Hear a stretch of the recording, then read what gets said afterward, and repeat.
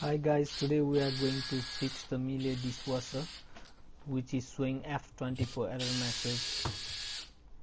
So to do that, first we are going to take out the inbuilt Miele dishwasher, for which we have to take the 4 screws from the right and left side of the dishwasher, and we have to take it out a little bit slowly because you might make an scratch on the floor. So we are going to put towels under the feet of the dishwasher so to avoid the scratches on the floor, because for this customer the floor costs good dollars. While taking out the dishwasher from the cabinet, you need to make sure the hose is not tighten enough while taking out, because it might be break and then you might get a leak afterwards. So please make sure. Now we are going to lie down the dishwasher to open up the back cover of the dishwasher. So to open it up, we just have to take the 3 screws out and then we can take it slowly.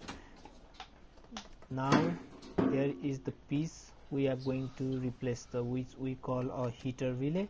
So this is the piece we need to, so I'm just showing here the clips, that is, and this is the main clip. So just pull the clip out and then take the heater relay. So make sure you change the wire one by one or take the picture before changing the wire, so that you don't have a trouble afterwards. So here we are changing the faulty heater relay with the new heater relay.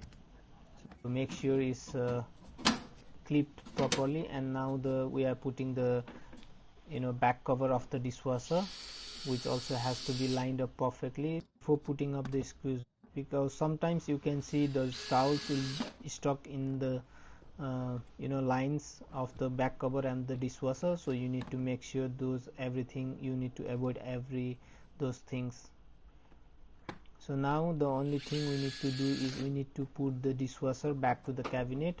For that also you need to be very careful, and then you have to reverse the hoses and everything so that it doesn't get kinked on the way, because if it gets kinked, you also get the draining or inlet problem after fixing the issues.